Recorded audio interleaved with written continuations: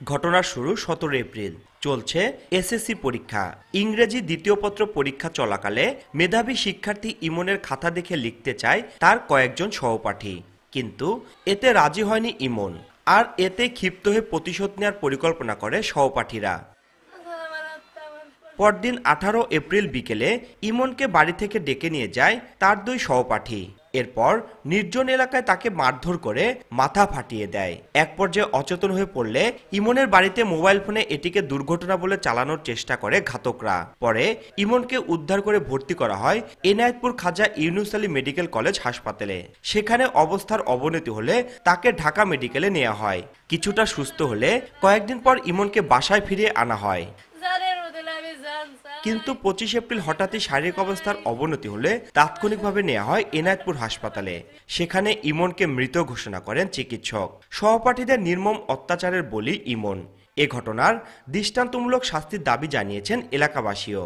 আমার ভাইকে নিয়ে অনেক আশা ছিল যে আমার ভাই অনেক বড় কিছু করবে, এমনকি নিজের পড়ালেখা বাদ দিয়ে আমার বাড়ির পড়ালেখার খরচটা আমি চালাইছি, অনেক বড় আশা নিয়ে চালাইছি। এমনকি আমার ভাই অনেক কিছু করবে, এটা আমি কল্পনা ভাবছি যে আমার বাইক নিয়ে আমি অনেক বড় কিছু বানাবো।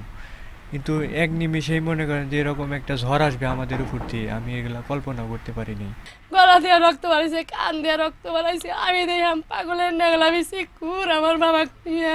পরীক্ষা দিতে যাওয়ার পরে তার কাছে পিছনের থেকে খাতা চেয়েছি, সে দেয় নাই। না দেওয়ার কারণে তাকে ওখানে আমরা শুনছি চড়থাবুর দিয়েছি। সে এমন নরম একটা ছেলে ছিল, সে কথাটা এসে বাসায়ও বলে নাই। তারপরের দিন তাকে বাসার থেকে দুইটা ছেলে ডেকে নিয়ে গেছি, ডেকে নিয়ে যায় তাকে এরকমভাবে পরিকল্পনাভাবে হত্যা করছি। তাদের হাতে একটা বাস ছিল, ওরা দাওয়াতি এ পর্যন্ত মনে হয় যে নিয়ে এসে মারধর বেশি করেছে। পরে আমরা তুইলাম, মাথায় পানি পুনি ডালছি, পরে অবস্থা খারাপ, তখন তার বন্ধু বান্ধব গাড়িতে তুলে নিয়ে চলে গেছে। বাপের কান্দে চাউলের লাশ, এত হৃদয় বড় তো আর কিছু নেই। তাই আমার আকুল আবেদন আপনাদের কাছে সুস্থ বিচার চাই। এ ঘটনায় বেলকুচি থানায় 4 জনের নাম উল্লেখ করে একটি হত্যা মামলা দায়ের করেন ইমনের বাবা এমদাদুল হক। ঘটনার সঙ্গে জড়িতদের দ্রুত গ্রেপ্তারে অভিযান চলছে বলে জানায় পুলিশ।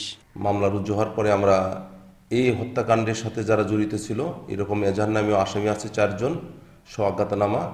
আমরা এই আসামিদের গ্রেপ্তারের ব্যাপারে তৎপর আছি এবং আমরা খুব দ্রুত গতিতে আশা করছি আসামিদের আমরা গ্রেপ্তার করব।